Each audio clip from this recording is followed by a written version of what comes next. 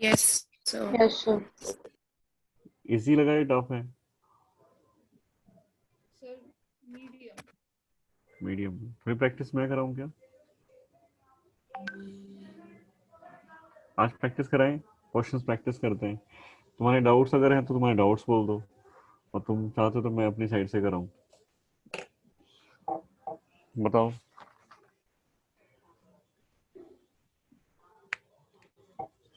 देखिए सर आप प्रैक्टिस करा दो, एक बार रीसॉल्व करके देखना है, रीअटेम्प्ट करके देखना है। हाँ जी।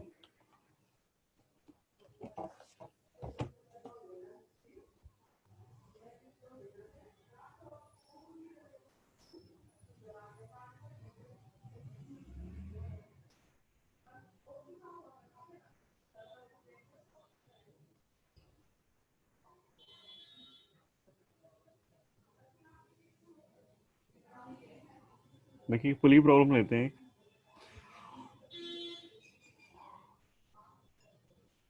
पुली मास सिस्टम है, सिंपलेस्ट जो हमारा रहता है वही है।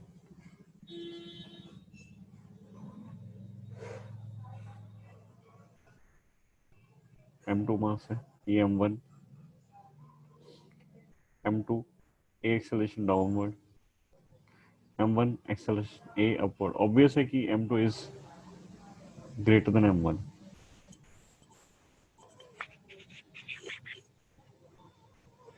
बाकी सब फ्रिक्शन लेस है, मास लेस है, स्ट्रिंग एंड पुली। एक्सेलरेशन पता करना है, एक्सेलरेशन ऑफ सेंटर ऑफ मास।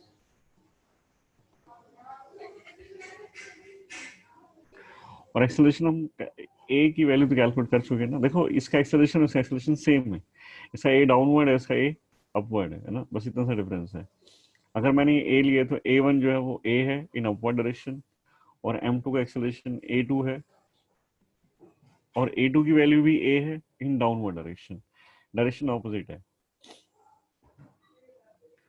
तो एक्सेलरेशन ए बताओगे कितना होगा? जो एक्सेलरेशन ए है इन दोनों का मैग्नीट्यूड कितना होगा, ये बताओगे जरा मुझे। Simplest pulley mass system, difference of masses M2 minus M1, दोनों का सम करो, सम ऑफ मासेस इनटू जी। ये एक्सेलरेशन होता है सिंपलेस्ट पुली मास सिस्टम के केस में। हमें चाहिए acceleration of centre of mass. Centre of मास का एक्सेलरेशन क्या होगा? तो हम लिखते हैं M1 A1 plus M2 A2, ये सब वेक्टर फॉर्म में होता है, और M1 प्लस M2। M1 तो M है। अच्छा, ए अपवर्ड और डाउनवर्ड दो डायरेक्शन है, तो एक को तुम्हें पॉजिटिव लेना पड़ेगा, एक को नेगेटिव। तो डाउनवर्ड में पॉजिटिव ले रहा हूँ सपोज, और अपवर्ड नेगेटिव, ये तुम जो भी चाहो ले सकते हो।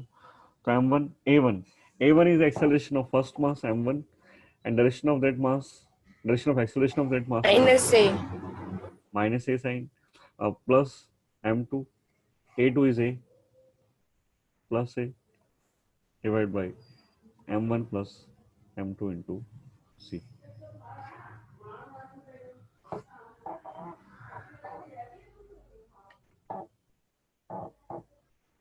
तो acceleration of centre of mass, यहाँ से A हम कॉमन ले सकते हैं, M2 minus M1 A by M1 plus M2 into g. नहीं आएगा ना, दो बार लिख दिया, जी नहीं आएगा। जी क्यों आएगा? ये तुम्हारा acceleration of centre of mass है। ए की वैल्यू नॉन है, ए हालांकि दिया हुआ नहीं, तो हमने पहले ही कैलकुलेट कर लिया था। M2 minus M1, A is M2 minus M1 by M1 plus M2, और ये भी M1 प्लस M2, तो हो गया M2 minus M1 whole square by M1 plus M2 whole square into g. ये acceleration of centre of mass है, और ये वैल्यू पॉजिटिव आ रही है, ये वैल्यू पॉजिटिव आ रही है। डायरेक्शन क्या होगी इसकी? और पॉजिटिव हमने क्या लिया था? डाउनवर्ड, मतलब एक्सेलरेशन जो है डाउनवर्ड है।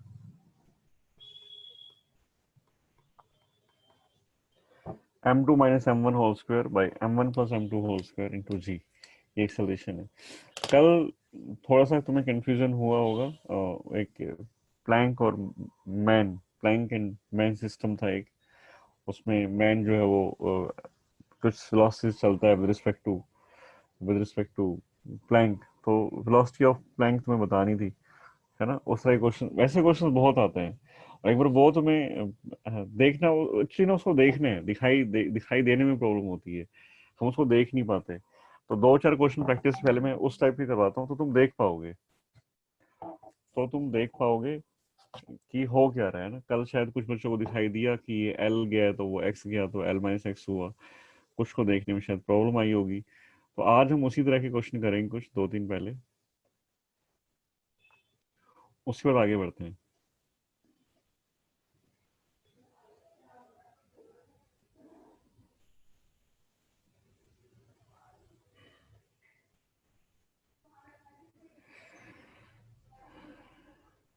ठीक है, तो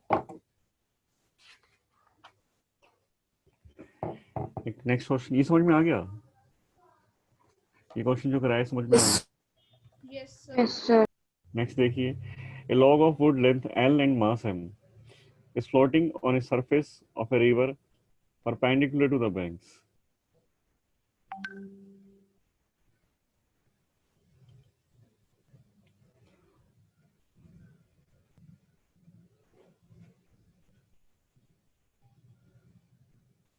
ये अच्छा, इससे शायद ना तुम्हारी माइंड में पिक्चर बनेगी। देखो, रिवर है, एक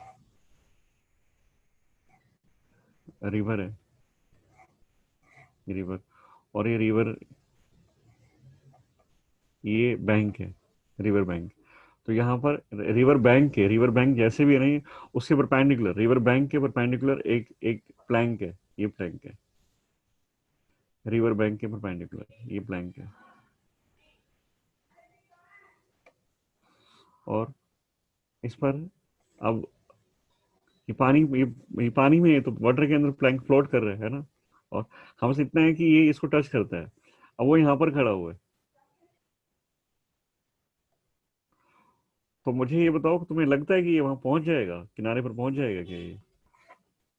तुम्हें लगता है कि ये पहुंच सकता है, तो पहुंच जाएगा ये? तुम्हें क्या लगता है कि किनारे पर पहुंच जाएगा? क्या ये सेफ साइड पहुंच जाएगा? पानी के अंदर है और बहुत गहरा पानी है, तो उसको जरूरी है कि वापस किनारे पर आ जाए, पर ये चला गया उधर, उधर चला गया तो ठीक है, पर अब ये चाह के भी वापस नहीं आ सकता, तुम्हें पता है इस बात का? क्योंकि बताओ तुम्हें क्या लगता है, वो ज्यादा जरूरी है? तुम बताओ, थोड़ा बहुत आइडिया दो मुझे, वो ज्यादा जरूरी है? क्या लगता है तुम्हें, क्या ये वापस आ सकता है किनारे पर? क्या ये बच जाएगा? ये किसी भी तरह नहीं बचेगा वो, ये चला गया और ये गया। क्या हुआ? ये ये राइट साइड पर है। अगर ये प्लैंक फिक्स है ना, प्लैंक को बांधा हुआ है किसी से या फिक्स किया हुआ है किसी भी चीज से, तब तो ये आ सकता है वापस। अदरवाइज, क्योंकि यहाँ पर बाहर से ये फ्लोट है, और फ्रिक्शन वगैरह यहाँ पर हम लेंगे नहीं। जो वाटर सरफेस अगर कोई फोर्स लगाती है, काफी सारे फोर्स होते हैं वाटर के अंदर, तो ड्रैग फोर्स होता है, बाइंड फोर्स होता है, उन सब की बात हम नहीं कर रहे हैं। ये हम एक पर्सन जो है वो इस प्लैंक के ऊपर है, प्लैंक जो है वो बिल्कुल बैंक के किनारे से स्टार्ट होता है और परपेंडिकुलर है बैंक के। तो हम लोग, इसकी लेंथ दी हुई है, इसकी लेंथ है, वुड लेंथ इज एल, ये एल है।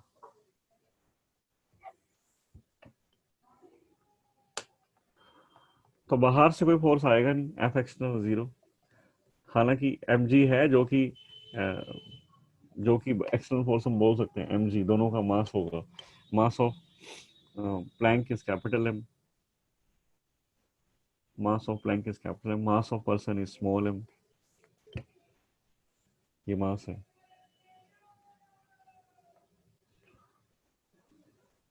तो दोनों के ऊपर एम जी लगेगा, हालांकि पर एम जी वर्टिकल डायरेक्शन में है, वो हॉरिजॉन्टल मोशन को इन्फ्लुएंस नहीं कर पाएगा। ये हॉरिजॉन्टल मोशन में क्या करते हैं क्या नहीं करते हैं, ये दोनों अलग अलग हैं। हमने कहा भी था कि 90 डिग्री पर ये फोर्सेस और मोशन आपस में एक दूसरे को कुछ नहीं कहते 90 डिग्री पर। तो एक्स्ट्रा एफ एक्सटर्नल अगर लिखें, तो है भी यहाँ पर M G, capital M G downward है, और स्मॉल एम जी भी डाउनवर्ड है पर्सन के ऊपर। वो एक्सटर्नल फोर्स में काउंट होगी। अर्थ हमारे सिस्टम का पार्ट नहीं है, अर्थ हमारे सिस्टम का पार्ट नहीं है, तो हालांकि वो स्मॉल में ही काउंट होंगे। सॉरी एक्सटर्नल में ही काउंट होंगे, पर वो वर्टिकल में, वर्टिकल में हमें कुछ देखना नहीं है, हमें देखना है हॉरिजॉन्टल को स्टडी करना है, हॉरिजॉन्टल में क्या होता है, क्या ये पहुंच पाएगा क्या, ये हॉरिजॉन्टल साइड में देखना चाहते हैं हम लोग, तो उसको लिख भी सकते हैं अलोंग हॉरिजॉन्टल, हॉरिजॉन्टल की बात हम कर रहे हैं यहाँ पर, है ना। तो ये लेफ्ट साइड में चलना स्टार्ट करेगा। इस पूरे सिस्टम का सेंटर ऑफ मास कहीं तो हो गई। कल तो प्लैंक का देख लो, प्लैंक का सेंटर ऑफ मास कहाँ मिलेगा तुम्हें? प्लैंक का सेंटर ऑफ मास हम मान के चलते हैं कि प्लैंक जो सिमेट्रिकल होगा, तो ये प्लैंक का सेंटर ऑफ मास है, centre of mass of Planck, ये प्लैंक का सेंटर ऑफ मास है। इस पर्सन का सेंटर ऑफ मास कहाँ होगा? इस पर्सन का खुद का, इसका सेंटर ऑफ मास, अब ये तो वर्टिकल तुम्हें काउंट करना ही नहीं है, हॉरिजॉन्टल में देखने हैं, तो सेंटर ऑफ मास यहीं पर आएगा, सेंटर ऑफ मास यहाँ पर है, centre of mass of person या मैन, ये पर्सन का सेंटर ऑफ मास है, ये मैन का सेंटर ऑफ मास है, तो सिस्टम का सेंटर ऑफ मास कहीं तो आएगा ही, सिस्टम का सेंटर ऑफ मास यहाँ कहीं मान लेते हैं, ये है centre of mass of system.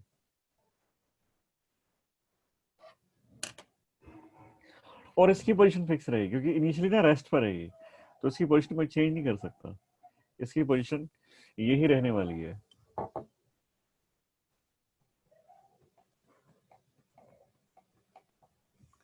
इसकी पोजीशन यही रहने वाली है। तो ये तो मैंने हटा दिए सारे, सिस्टम का सेंटर ऑफ मास, ये सब सिस्टम का सेंटर ऑफ मास है, सिस्टम का सेंटर ऑफ मास यहीं पर रहने वाला है। अगर अगर ये पर्सन मूव करे, ये पर्सन इधर मूव करे, इस तरफ चलना स्टार्ट कर भी दे, तो पर्सन मूव कर जाएगा उस साइड, तो सेंटर ऑफ मास की पोजीशन सेम रखने के लिए क्या होगा, बताओगे क्या होगा? सेंटर ऑफ मास अपनी पोजीशन से डिस्टर्ब ना हो, उसके प्लैंक लिए डिस्प्लेस करेगा। प्लैंक डिस्प्लेस करेगा, और पर्सन मूव करेगा, पर्सन को जाना है इस अपने यहाँ पर पहुंचना है उसको, ये जो यहाँ पर है ग्राउंड पर पहुंचना है उसका, वाटर सरफेस ये ग्राउंड है, सपोज ग्राउंड पर उसको पहुंचना है, तो ग्राउंड पर पहुंचने के लिए प्लैंक के इस एंड पर आता है, यहाँ पहुंच जाता है वो, तो पर्सन देख रहे हो, पर्सन कितना डिस्टेंस ट्रेवल कर रहा है, कितना डिस्टेंस कवर किया पर्सन ने, कितना डिस्टेंस कवर किया, एल। एल डिस्टेंस कवर किया उसने प्लैंक के ऊपर। अगर ये प्लैंक फिक्स है, अगर ये प्लैंक फिक्स है तो हम कहते हैं कि इसने डिस्टेंस कवर किया है एल। पर ऐसा भी हो सकता है कि प्लैंक, अब तो नहीं, ऐसा हो सकता है क्या, तुम लोगों ने कहा है कि प्लैंक डिस्प्लेस होगा टुवर्ड्स राइट, कितना डिस्प्लेस होगा हमें नहीं पता, तुमने कहा है, मैं मान लेता हूँ, तुम्हारी बात तो माननी पड़ेगी ना मुझे, तुमने कहा, मैंने मान लिया कि इसको देखना, ये चीज इंपॉर्टेंट है, ये चीज मैं तो बताने की कोशिश कर रहा हूँ, ये चीज देखनी आनी चाहिए। तुम्हें दिखाई देता है कि मैन जो है वो ग्राउंड पर पहुंचने के लिए उसको डिस्टेंस कवर करना है एल, वो प्लैंक के ऊपर चलना स्टार्ट करता है, और वो जब प्लैंक के दूसरे एंड पर पहुंचता है तब तक उसका डिस्टेंस एल हो जाता है, अगर प्लैंक फिक्स है तो। पर प्लैंक फिक्स नहीं है, तुम्हें पता है इस बात का, प्लैंक फिक्स नहीं है।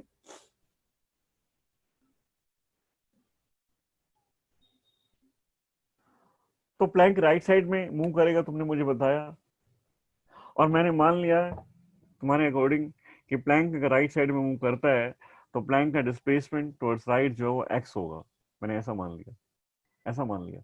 अगर प्लैंक राइट साइड में एक्स डिस्टेंस कवर किया है प्लैंक ने, तो पर्सन ने ग्राउंड के रिस्पेक्ट में कितना डिस्टेंस कवर किया है? L minus X. L minus x. Distance covered by the person with respect to ground is L minus x, बस ये है। तो change in position of person, change in position of man मैं लिखूं तो L minus x है। किस तरफ है ये बताओगे, डायरेक्शन बताओगे, किधर बोल रहे हो तुम लोग, L माइनस एक्स किधर गया है ये? L minus x Towards so left left left. में गया, लेफ्ट साइड में। और delta x of Planck, change in position of Planck, ये कितना है बताओगे? X towards right. ये एक्स है, ये राइट साइड गया है। बस ये चीज इंपॉर्टेंट है, ये चीज तुम्हें लिखनी आनी चाहिए। जब पूरा पोजीशन, जो सॉरी पूरा सिस्टम जब बाहर से फोर्स नहीं आता तो सेंटर ऑफ मास शिफ्ट नहीं होगा, और फिर कोई में से एक चलना स्टार्ट कर दे तो फिर दूसरा भी चलता है, फिर दूसरा भी मूव करना स्टार्ट कर देता है। और किस तरफ मूव करना स्टार्ट करता है, उसके ऑपोजिट डायरेक्शन में, ताकि सेंटर ऑफ मास की पोजीशन सेम रह सके। तो पर्सन ने अगर लेफ्ट साइड में चलना स्टार्ट किया, मैन ने, तो प्लैंक जो है वो राइट साइड में चलना स्टार्ट कर देता है, और विद डिफरेंट वेलोसिटी। और वेलोसिटी हमने कल कैलकुलेट भी की थी एक ही क्वेश्चन में, शायद तुम्हें थोड़ा टफ लगा। तो आज ये अलग अलग पार्ट्स में देखते हैं इनको कैसे क्या हो सकता है। एक नेक्स्ट है शायद उसमें वेलोसिटी पूछी जाएगी, नहीं तो उस क्वेश्चन को कल जो बताया था उसको रिपीट कर देंगे, उसमें काफी कुछ चीजें थी। आज तुम्हें वो सिंपल लगेगा। तो तुम्हें पता करना है, क्वेश्चन में पता क्या करना है बताता हूँ। Calculate the displacement of the plank. और ये प्लैंक जो है इसका डिस्प्लेसमेंट कितना होगा, मतलब तुम्हें क्या कैलकुलेट करना है अल्टीमेटली, तुम चाहते क्या हो कैलकुलेट करना, तुम चाहते हो कि एक्स कितना है बताओ। ये तो तुम लोगों ने अपने इंटेलिजेंस से, स्मार्टनेस से तुमने बता दिया मुझे कि ये राइट साइड में जाएगा। एक काम तो तुमने कर ही दिया ना कि राइट साइड में जाएगा, कितना जाएगा ये रहता है। तो क्योंकि हमें पता है कि F external is zero, F external is zero, तो डेल्टा एक्सीएम, डेल्टा एक्सीएम के बारे में क्या कहोगे, डेल्टा एक्सीएम इज ऑल्सो जीरो। तो अगर डेल्टा एक्सीएम जीरो है तो हमने कल, मैंने कहा भी था कि तुम लिखोगे m1 delta r1 plus m2 delta r2, या m1 डेल्टा x1 x2 भी लिख सकते हो, डेल्टा r2। इसके बारे में क्या लिखोगे, it should be zero, zero. Zero होना चाहिए। तो m1 हमारा मास जो है वो पर्सन है, m1 पर्सन है, तो मास ऑफ पर्सन। लेफ्ट या राइट देख लो कौन पॉजिटिव कौन नेगेटिव लेने तुम लोगों को। तो ले लेते हैं राइट इज पॉजिटिव, ये left is positive, right side is negative, left is positive, right is negative, left is positive. m1 delta r1, delta r1,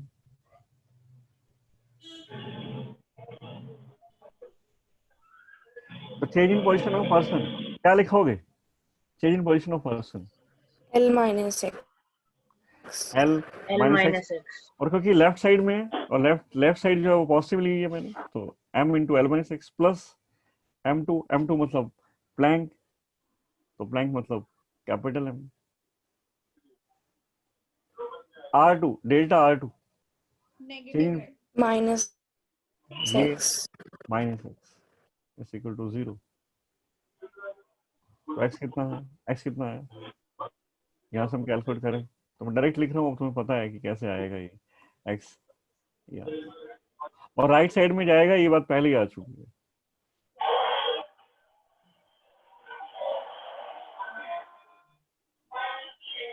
ठीक है,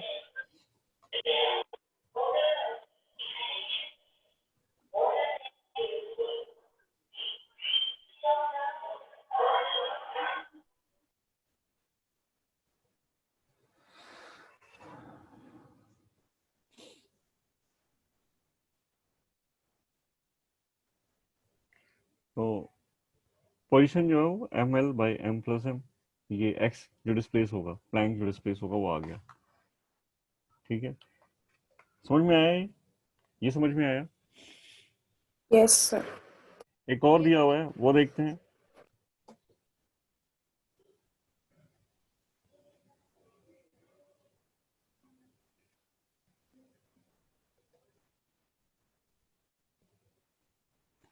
चलिए, है तो सेम क्वेश्चन है ना, फिर रिपीट कर लेते हैं,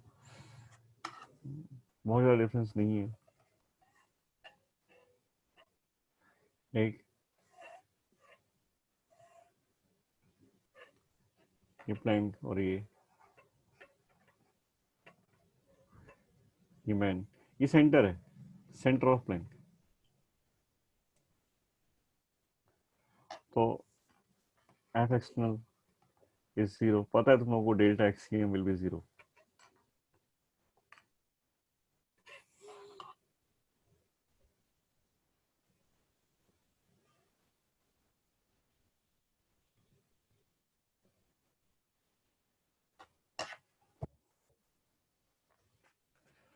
तो ये पूछा क्या गया, देखो अब सिचुएशन तुम्हें क्लियर है, वही बातें हैं सारी कि इसका मास स्मॉल एम है, इसका मास एम है, length capital L. First part ये है कि find the distance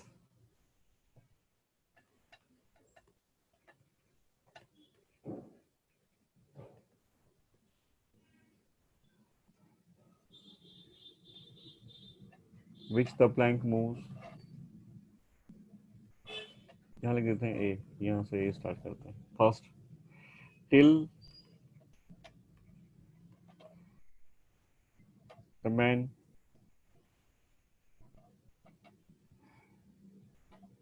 reach the centre of Planck. जब वो सेंटर ऑफ प्लैंक पर पहुंचा तो प्लैंक ने तब तक कितना डिस्टेंस कवर किया, डिस्टेंस मूव किया, मतलब अब हमें इस एंड पर नहीं जाना है। प्लैंक जो है ये पर्सन जो है यहाँ पर आएगा सेंटर पर, यहाँ पहुंचेगा तब तक। अब देखो अगर ये चलना स्टार्ट करेगा ना इस साइड, तो ये प्लैंक किस साइड जाएगा, ये प्लैंक किस साइड जाएगा, पर्सन राइट साइड में जाएगा, प्लैंक लेफ्ट साइड में जाएगा। जब वो सेंटर पर पहुंचेगा, सेंटर पर पहुंचेगा, अगर ये प्लैंक फिक्स है, if plank is fix,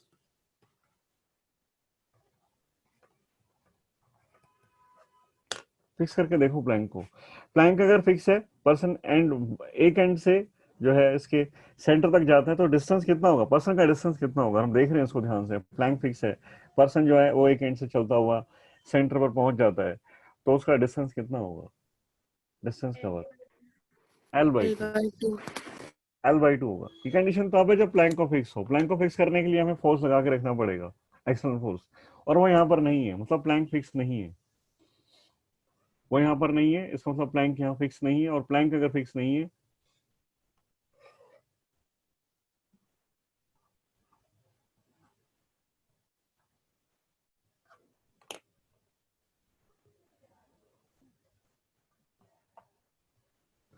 Planck fix नहीं है, तो प्लैंक मूव करेगा लेफ्ट साइड में, और to maintain the same position of centre of mass of the system, plank will move towards the left through a small displacement, और through a displacement suppose x, x, तो delta delta x p is equal to x मान लेते हैं। किस तरफ है ये, towards right, और delta x sir towards left होगा ना? लेफ्ट लेफ्ट लेफ्ट,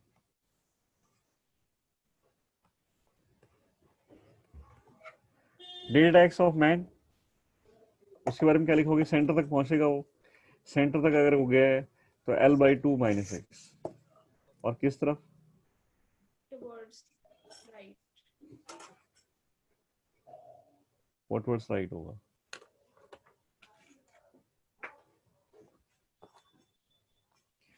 अच्छा मैं कहता हूँ कि एल बाई टू, ये एल बाई टू क्या है, तुम बताओगे जरा मुझे, एल बाई टू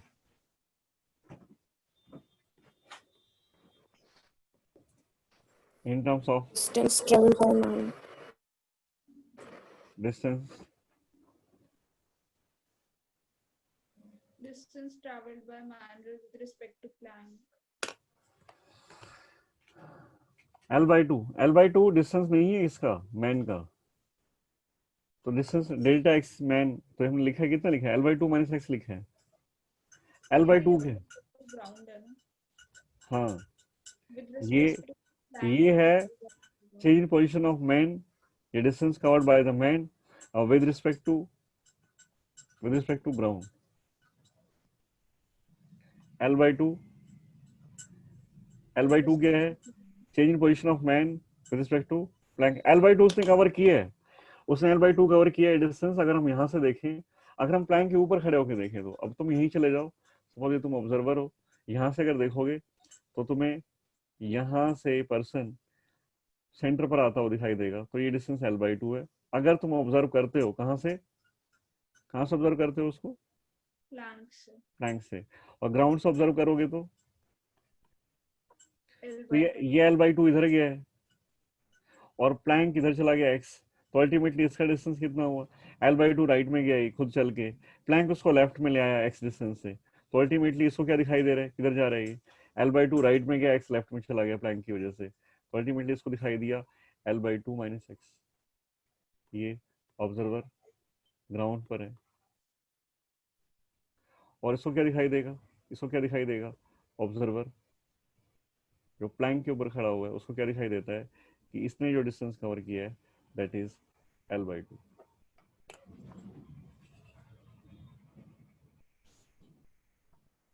समझ में आई सारी बातें? L by Yes, 2 yes. भी डिस्टेंस तुम बोल सकते हो, L by 2 is the distance covered by the man, पर किसके रिस्पेक्ट में है वो प्लैंक के रिस्पेक्ट में। अल्टीमेटली वो आ तो रहा है ना, एक एंड से सेंटर पर तो पहुंच ही गया, प्लैंक के एक एंड से सेंटर पर तो पहुंच ही गया, उसने L by 2 तो कवर किया ही है। ये तो चीटिंग कर दी उसने, किसने? प्लैंक ने। वो बेचारा L by 2 चल के आया सेंटर पर और प्लैंक उसको लेफ्ट साइड में ले गया। ऐसा भी तो हो सकता है ना कि देखिए ये सेंटर ऑफ मास है किसका, ये तो प्लैंक का हो गया। सिस्टम का सेंटर ऑफ मास में यहां लेता हूं, ये है, तो ये सेंटर है इसका। तो जब ये सेंटर पर जाएगा, ये पर्सन सेंटर पर पहुंचेगा, तो प्लैंक को लेफ्ट साइड मूव करना पड़ेगा, कि राइट में जा रहा है तो उसको लेफ्ट में जाना पड़ेगा। तो इसने डिस्टेंस L by 2 ट्रेवल किया है, सेंटर ऑफ मास यहीं पर रहने वाला है, पर्सन पर्सन जो है वो यहां पहुंच गया है।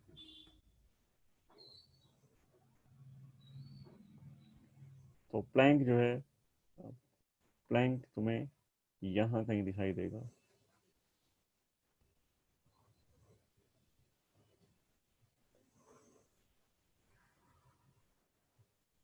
ऐसे। ये प्लैंक का सेंटर ऑफ मास यहां पर है और सिस्टम का सेंटर ऑफ मास यहीं पर है।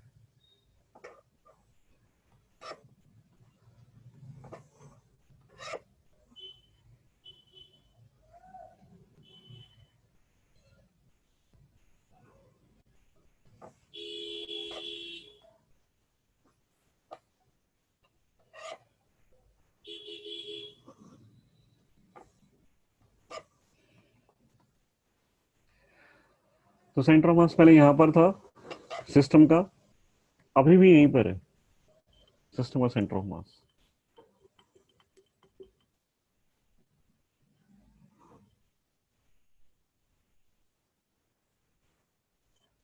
एक एंड से दूसरे एंड पर आ गया ये L by 2 मतलब इसको, ये L ले लो, ये दूसरा ये यहां पर चला गया, यहां चला गया, ये इस एंड पर आ गया।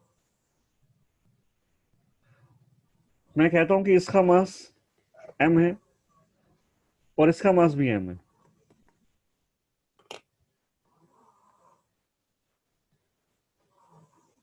दोनों का मास m है, प्लैंक का भी और पर्सन का भी।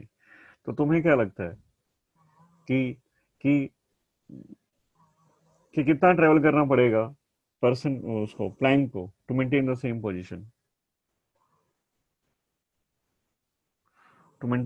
पोजीशन, कितना ट्रेवल करना पड़ेगा मैन को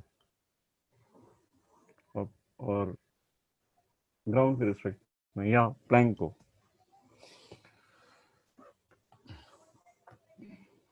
अगर सेम मास है तो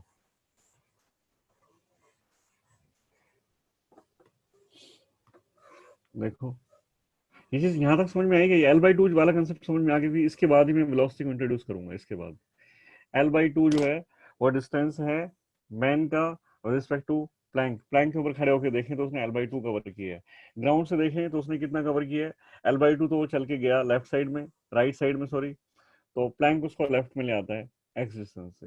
ये चीज समझ में आई, तो अल्टीमेटली उसका जो नेट डिस्टेंस होता है वो L by 2 माइनस एक्स हो जाता है। क्लियर है ये? Yes, sir. बाकी सब भी बता दो, बाकी सबको क्या लग रहा है? यस सब क्लियर है। तो मैं कल वाले क्वेश्चन पर आता हूँ, उसमें वेलोसिटी हमें कैलकुलेट करनी थी।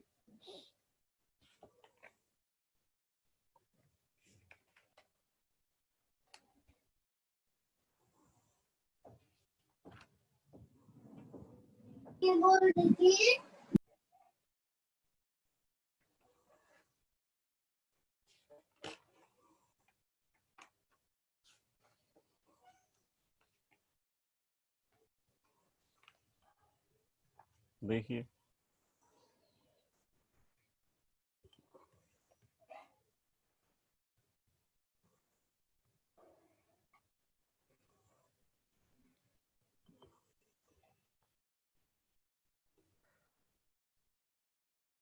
ये मास m,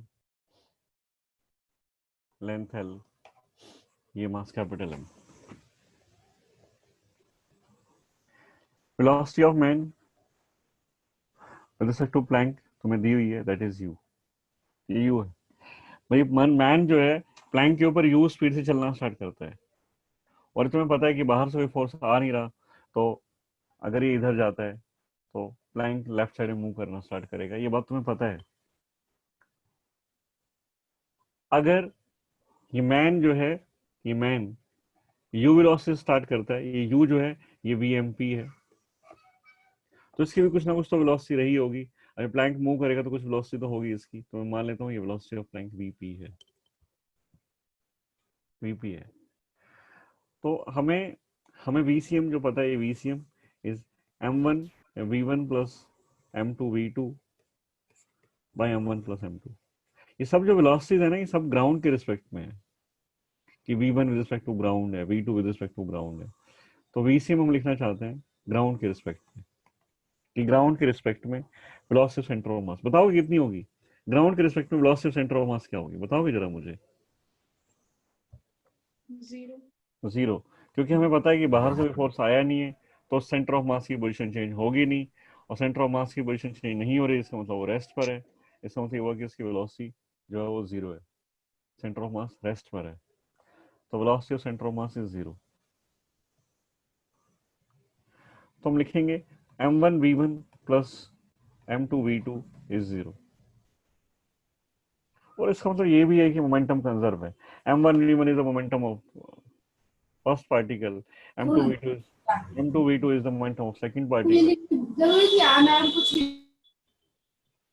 बिल्कुल भी नहीं है।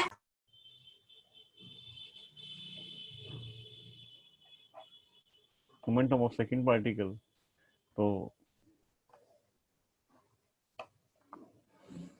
m1v1 हमारा मैन मान लेते हैं, और v2 जो है वेलोसिटी ऑफ प्लैंक है। तो एक बार ये तो हमें कैलकुलेट ही करनी है वेलोसिटी ऑफ प्लैंक, तो इसको तो कहाँ से लेके आएंगे हम लोग, इसको ऐसे कैसा पुट कर लेंगे। तो क्या करते हैं, लिखते हैं vmp। vmp जो होता है velocity of man with respect to plank is vm minus vp। तो vm मुझे चाहिए velocity of man with respect to ground is vmp plus vp। तो मैं ये यहाँ पर पुट कर देता हूँ, m1 is mass of person, m v1 is the velocity of man, that is vmp plus vp plus m2 is the mass of Planck, capital M, v2 is the velocity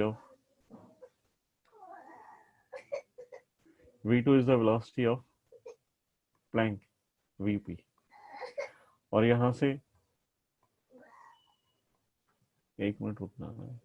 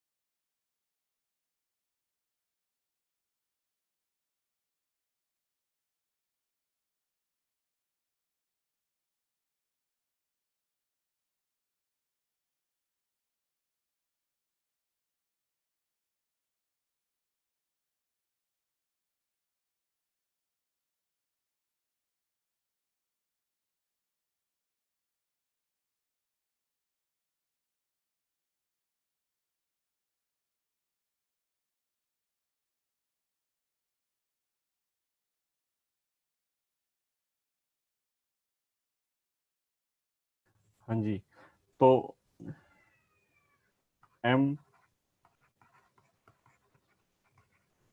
is zero, यहाँ से velocity of Planck तुम देख सकते हो m vmp, मतलब same concept है, जो हमें पोजीशन के लिए लगाया था, वही कंसेप्ट यहाँ पर है। तो velocity of centre of mass या position of centre of mass कितना डिस्प्लेस होगी कितना नहीं होगी वो तुम कर सकते हो, ठीक है। एक क्वेश्चन और है, उसमें नंबर ऑफ पार्ट्स की बात करें तो 7 8 है, तो शायद बहुत सारी बातें वो पूछे, एक ही क्वेश्चन में बहुत सारी बातें कवर हो जाएंगी, है ना। स्टेटमेंट में कंप्लीट लिख देता हूँ, और है कुछ ऐसा ही, a man of mass m runs without sliding from rest from one end of a boat of mass capital M and length L with an acceleration relative to the boat। acceleration दिया हुआ है boat के relative acceleration दिया हुआ है। देखिए तुम मेरे को बताते जाना, छोटे छोटे क्वेश्चन 7 8 जब पार्ट दिए हुए हैं तो इसमें तो क्वेश्चन जो है सारे और सिंपल सिंपल होंगे, और तुम्हें कंसेप्चुअल क्वेश्चन होंगे, तुम बताते जाओगे मुझे। First is a man of mass small m runs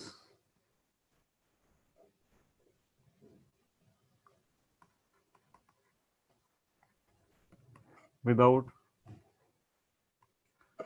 sliding from rest from one end of the boat to the other end of the boat।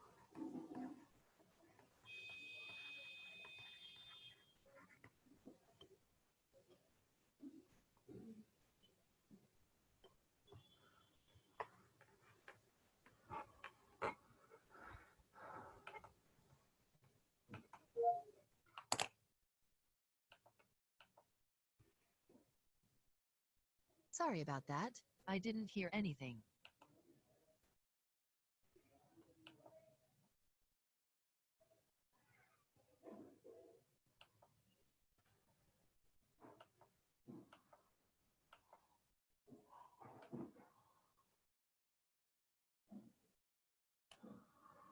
of mass m and length L।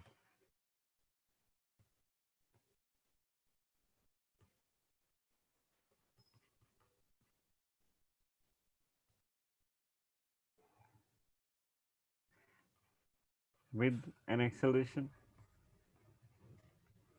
a relative to the boat।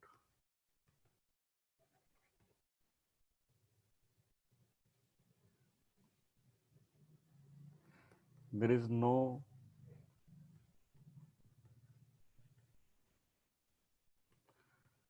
Friction anywhere, कहीं friction वगैरह नहीं है, उसको हम consider नहीं करेंगे। तो first अब तुम आंसर बोलते जाओगे मुझे, डायग्राम तुम कहते हो तो मैं बना देता हूँ। ये सपोज इस तरह से ये रिवर है, ये बैंक है, ये जो रिवर है वो ये बैंक के परपेंडिकुलर है, एंगल 90 डिग्री है। ये बोट है,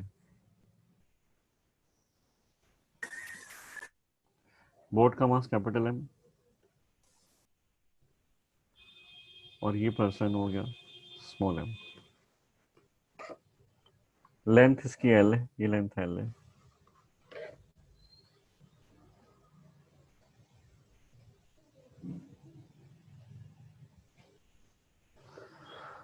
फर्स्ट पार्ट जो है, first A acceleration of centre of mass of system.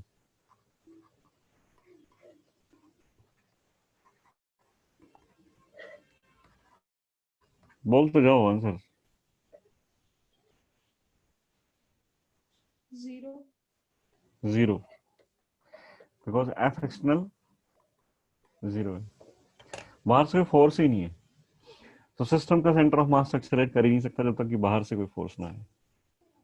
हाँ वो चलता रहे, वो पर्सन चल रहे एक्सेलरेशन से चलता रहे, करस्पॉन्डिंगली बोट भी एक्सेलरेट कर जाएगी, ये बात ठीक है, but centre of mass accelerate नहीं करेगा।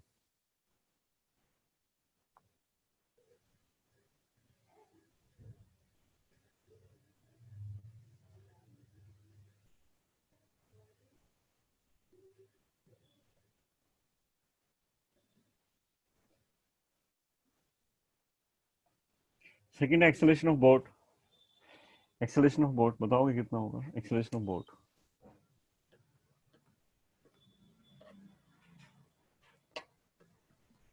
हमें पता है कि ACM is equal to M1A1 plus M2A2 by M1 plus M2 is 0. तुमने फर्स्ट पार्ट में कहा is 0. M1 मान लेते हैं ये मैन है और M2 जो है बोट है. तो acceleration of man is A. किसके रिस्पेक्ट में ये बोट के रिस्पेक्ट में. ये AMBA है. AMB is A. तो AM हमें तो AM चाहिए ना, एक्सेलरेशन ऑफ मैन चाहिए होता है. ये एक्सेलरेशन ऑफ मैन है, ये एक्सेलरेशन ऑफ बोट है. तो AMB is equal to AM minus AB. तो एक्सेलरेशन ऑफ मैन कितना हो गया? Acceleration of man respect to boat plus acceleration of boat. क्या लिखेंगे? M1 मतलब मैन हो गया small m. Acceleration of man respect to boat plus acceleration of boat plus M2 mass of boat capital M, A2 acceleration of boat. तो acceleration of boat अगर यहां से देखते हैं,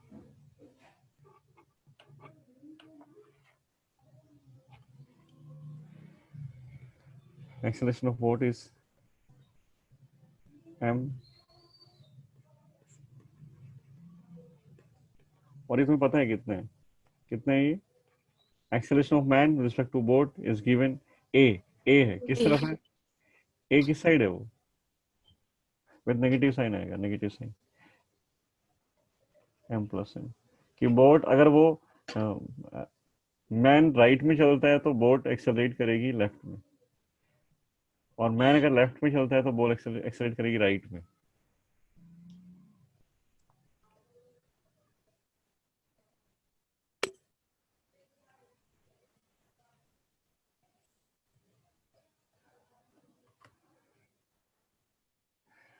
नेक्स्ट क्वेश्चन देखो. इसमें ये डिस्टेंस है, मान लेते हैं x0. ये डिस्टेंस जो बोट का डिस्टेंस है यहां तक मान लेते हैं ये x0 है.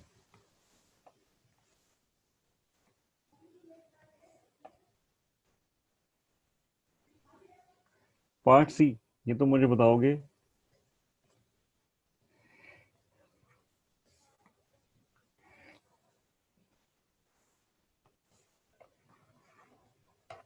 जैसे एक बार ऊपर देखो. तुम बताओगे पोजीशन ऑफ बोट क्या है? पोजीशन ऑफ बोट इनिशियली अभी इसी सिचुएशन में पोजीशन ऑफ बोट क्या है? बोट कहां पर है? बोट की पोजीशन क्या है?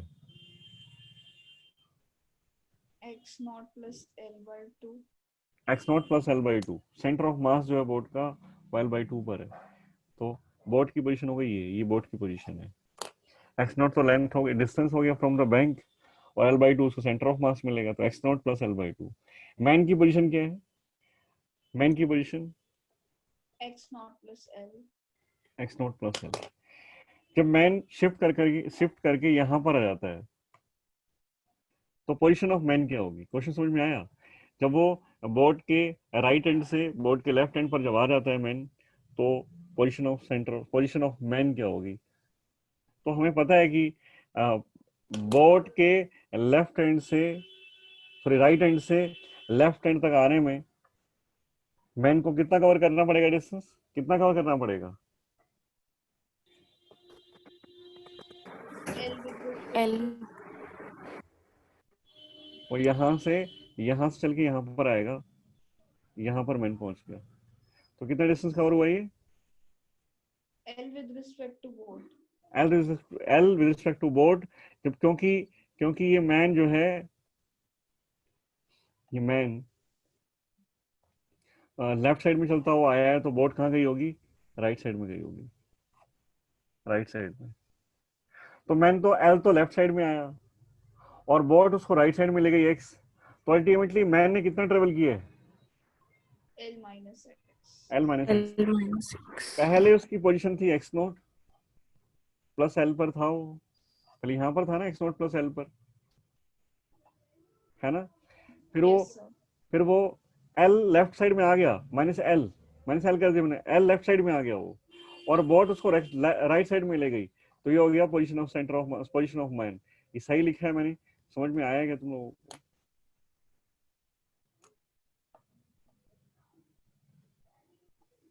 फिर से सुन लो मैंने क्या Yes. किया है, फिर से सुन लो एक बार।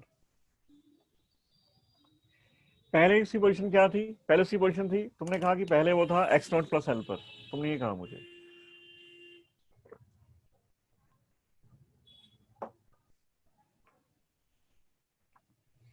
पहले था वो x नॉट प्लस एल पर,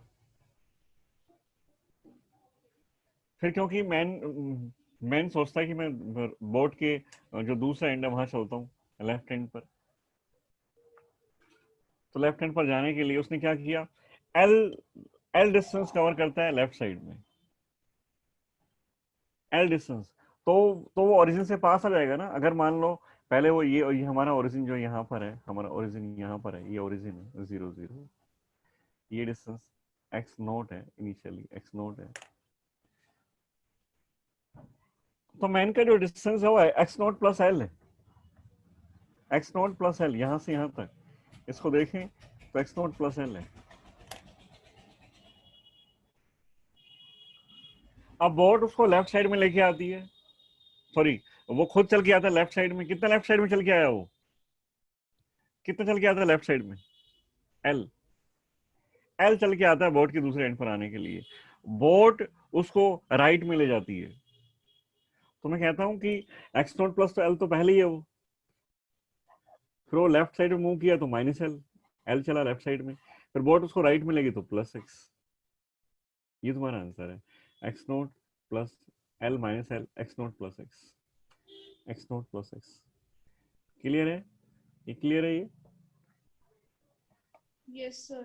x naught yes plus x तुम्हारा आंसर है। और एक्स क्या है यहाँ पर, distance covered, distance covered by by boat. और ये तुम बहुत बार कैलकुलेट कर चुके हो, distance covered by the boat मैं लिख देता हूँ direct, m l by m plus M, ये आएगा। 3 4 बार कैलकुलेट कर चुका हूँ मैं कि अगर वो इस एंड से इस एंड पर आया तो बोट ने कितना डिस्प्लेस किया, that will be m l by x plus l, m plus m. तो आंसर तुम्हारा आता है x naught plus m l by m plus M. ये इसकी पोजीशन है, नई पोजीशन है।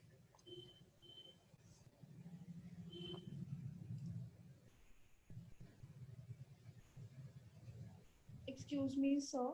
हाँ जी, सर इस क्वेश्चन में ऊपर लिखा है कि वो मतलब एक साइड से दूसरी साइड पर आता है विदाउट स्लाइडिंग, तो स्लाइड हाँ। कर भी जाता तो कुछ फर्क पड़ता उससे? स्लाइड फ्रिक्शन वगैरह की मतलब फ्रिक्शन को तुम कंसिडर ना करो इसलिए बोला गया है वो, स्लाइड करेगा फ्रिक्शन आएगा, फ्रिक्शन की वजह से तो इसलिए बोलते हैं विदाउट स्लाइडिंग। डी पार्ट आता है इसका,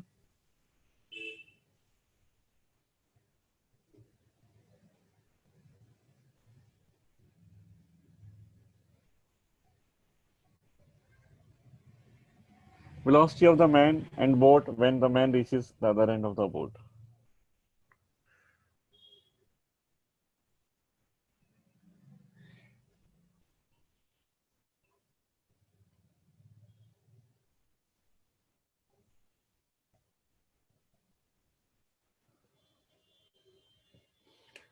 वेलोसिटी ऑफ मैन बताओगे कितनी होगी?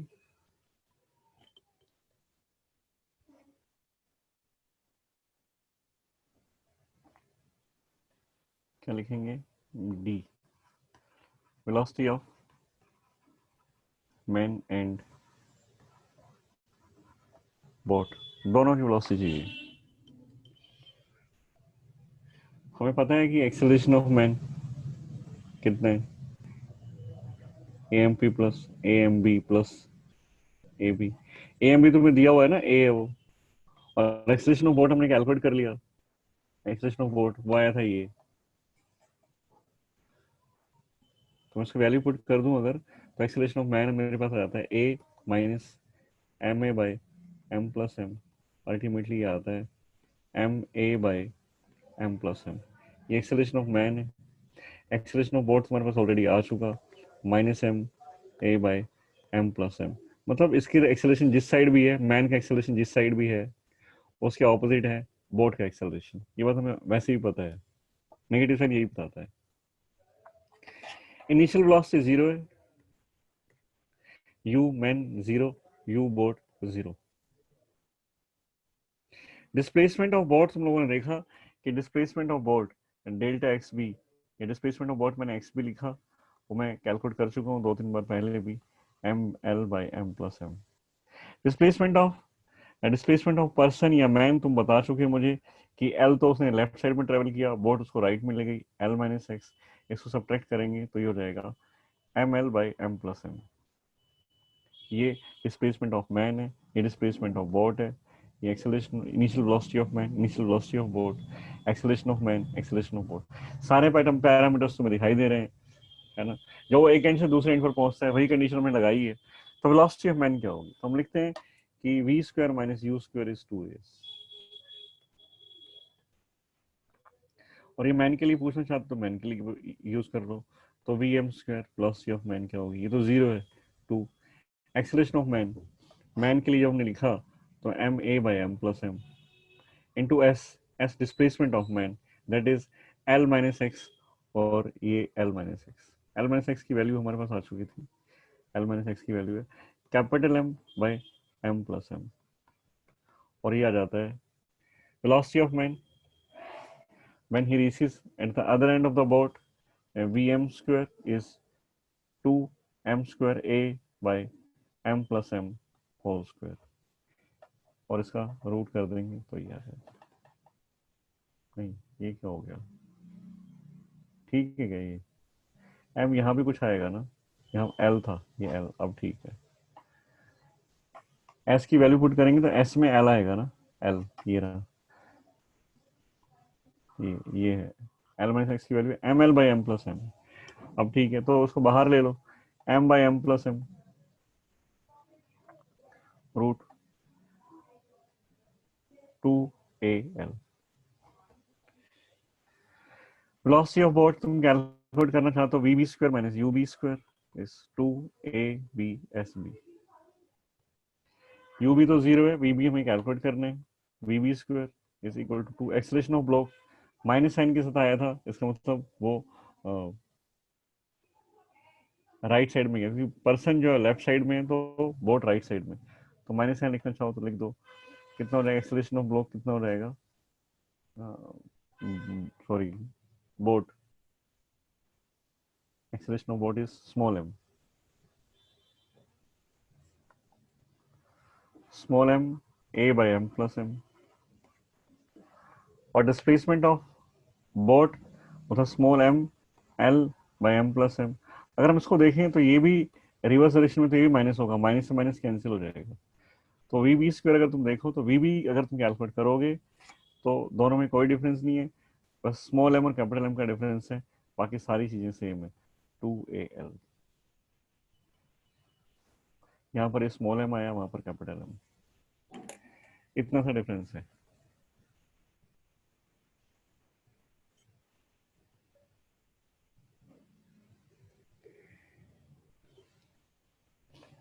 समझ में आया क्वेश्चन? Yes sir. एक क्वेश्चन और देखते हैं, मोमेंटम कंजर्वेशन के ऊपर बेस्ड क्वेश्चन करते हैं। आप मोमेंटम कंजर्वेशन क्या कहता है देखो, a flat car of mass m is kept at rest, is at rest, ये फ्लैट कार है, ये कार है,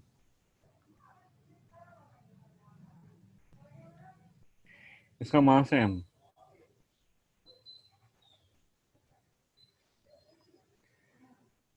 rest on a frictionless floor with a child of mass m standing on its edge. एक बच्चा यहाँ पर खड़ा हुआ है, ये इसका मास स्मॉल m है। If the child jumps off from the car towards right, अब ये जो है इस साइड जंप कर जाता है टुवर्ड्स राइट, राइट साइड में, with an initial velocity u, u velocity से, with respect to car, with respect to car, ये जो है velocity of child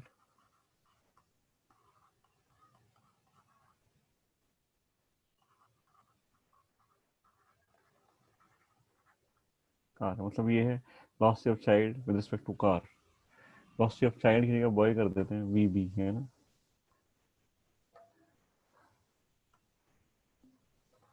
ये boy with respect to car is u.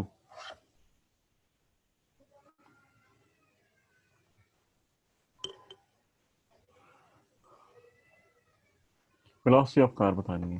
Velocity of car क्या होगी? हमें पता है कि बाहर से कोई फोर्स नहीं आया है. बाहर से कोई फोर्स नहीं आया है तो मोमेंटम कंजर्व रहेगा. मोमेंटम कंजर्वेशन हम लिखेंगे m1 u1 plus m2 u2 is always constant and that is 0, क्योंकि इनिशियली दोनों रेस्ट पर हैं. बाद में क्या करने लग गए, एक राइट साइड में जंप कर गया और ये जो है कार जो है लेफ्ट साइड में चलने लग गई. वो ठीक है, ये तो बाद की बात है ना. इनिशियली तो pi is 0. p फाइनल इस m1 u1 plus m2 u2. मैं मानता हूँ कि m1 जो है बॉय है, m2 जो है वो कार है. तो u1 क्या है? u1 is the velocity of boy and u2 is the velocity of car. With respect to ground हमें दिया हुआ है velocity of boy with respect to car is u.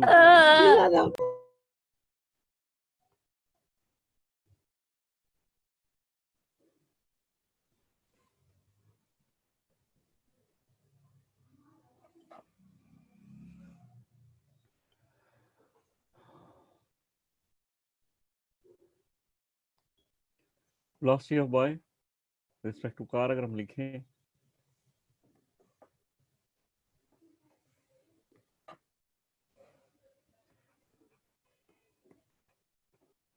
vb minus vc.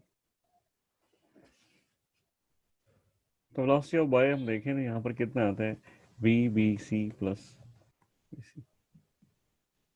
जब उसने जंप किया तो वो u वेलोसिटी से जंप करता है विद रिस्पेक्ट टू कार. तो ग्राउंड के रिस्पेक्ट में किस वेलोसिटी से जंप करता है? वो vbc plus vc इस वेलोसिटी से जंप करता है. ये वेलोसिटी ऑफ बॉय है. वेलोसिटी ऑफ कार मैंने मान ली कि वो vc है जो कि मुझे कैलकुलेट करना है. ये vc है. हमें पता है कि लेफ्ट साइड में जाएगा, पर नहीं भी पता तो हम मान लेते कि नहीं पता तो नहीं पता. इसकी वेलोसिटी हमने मान ली कितनी है? vc है. लेफ्ट में जाएगा राइट में जाएगा तो हमें पता है कि लेफ्ट में जाएगा. हम लिख लेते हैं यहाँ पर, वैल्यूज पुट कर लेते हैं. वैल्यूज पुट करोगे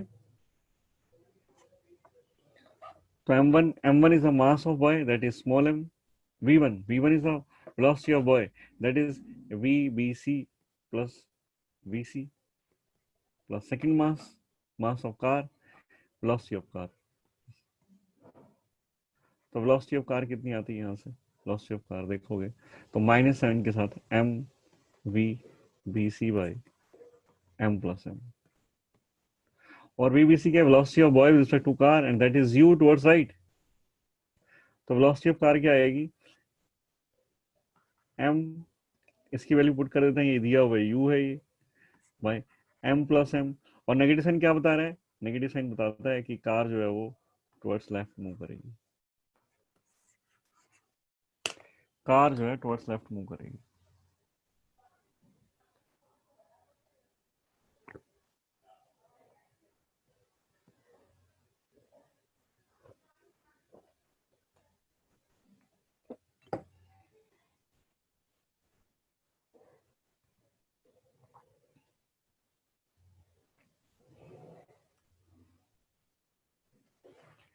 समझ में आएगा ये?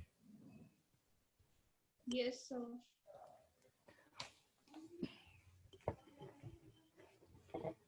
देखिए एक और करते हैं. Two blocks of masses m1 and m2 interconnected with a spring of stiffness k are kept on a smooth horizontal surface. Find out the ratio of velocity, displacement and kinetic energy and acceleration of the block with mass m1 to the m2. Velocity, displacement, energy and acceleration का ratio तुम्हें बताना है.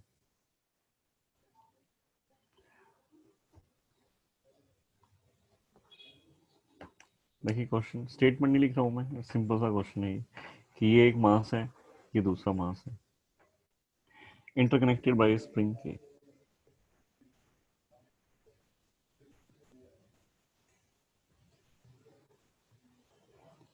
ये m1 ये m2. Suppose हम इसको stretch कर देते हैं, स्ट्रेच कर देते हैं इसको.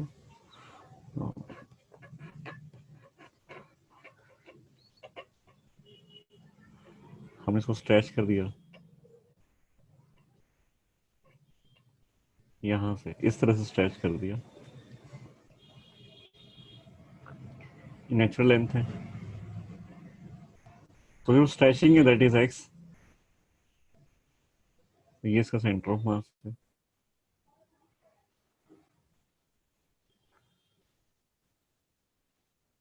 और उसको रिलीज कर दिया, तो वेलोसिटी का एक्सेलरेशन कितना होगा, वेलोसिटी कितनी होगी, काइनेटिक एनर्जी कितनी होगी, सबका रेशो हमें चाहिए।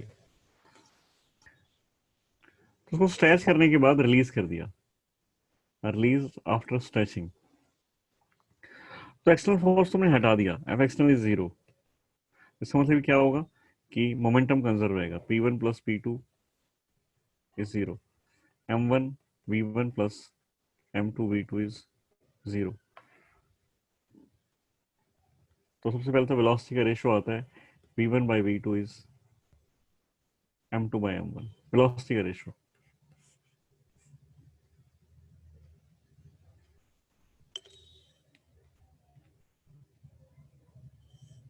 उसके बाद डिस्प्लेसमेंट का अगर देखें तो M1 V1 is equal to negative of M2 V2, ऐसे तुम लिख सकते हैं ना, इस तरह से लिख ही देंगे हम लोग। अगर मैं dt के रिस्पेक्ट में इसको इंटीग्रेट कर दूं तो M1 x1, ये V1 dt is x1, V2 dt is x2, तो माइनस M2 x2, तो इसका x1 बाई x2 जो आता है वो भी आता है, नेगेटिव साइन क्योंकि रेशो चाहिए, नेगेटिव साइन को इग्नोर कर सकते हैं हम लोग, तो that will B M2 by M1।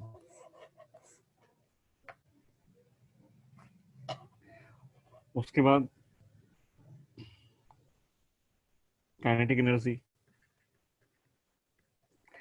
Kinetic energy हमें पता है कि होता है हाफ mv², और उसको हम ऐसे भी यूज कर लेते हैं p² by 2m, p² by 2। Momentum P1 plus P2 is 0 क्योंकि बाहर से कोई फोर्स नहीं आया, तो P1 इज माइनस P2, ऐसे लिख सकते हो तुम लोग। और P1 अगर माइनस P2 के इक्वल है, इसका मतलब मैग्नीट्यूड दोनों का सेम है, भाई डायरेक्शन ऑपोजिट है, मैग्नीट्यूड तो सेम है, इसका मतलब काइनेटिक एनर्जी का रेशो जो है P1² by 2m1 P2² by 2m2, और P1 P2 तो सेम है, तो 2 से 2 कैंसिल, M2 ऊपर चला जाएगा, M2 बाई M1, ये मोमेंटम का रेशो आ गया।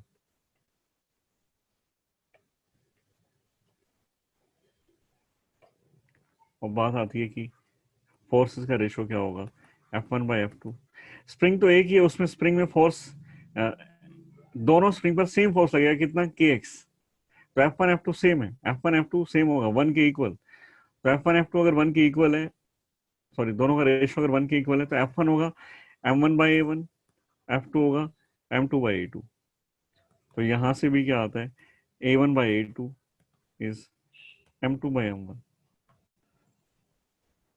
तुम देख रहे हो सारे रेशो V1 बाई V2, उसके बाद हमने लिखा x1 बाई x2, उसके बाद काइनेटिक एनर्जी का रेशो,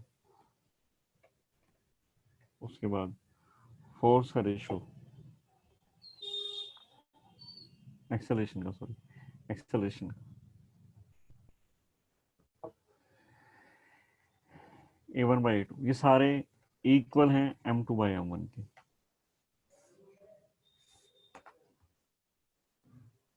एक बार ऊपर देखो, ये जो है,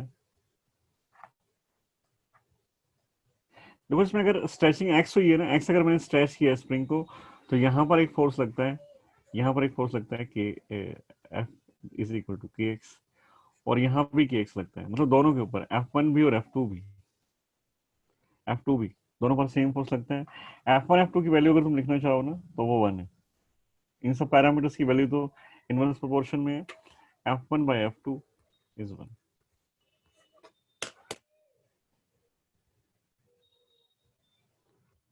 ठीक है, तो आज की क्लास ओवर करते हैं, टाइम हो गया तुम्हारा, कल कल और प्रैक्टिस करवाएंगे Thank you, conservation of sir. Momentum, conservation of momentum पर मीटिंग लीव कर Yes, sir.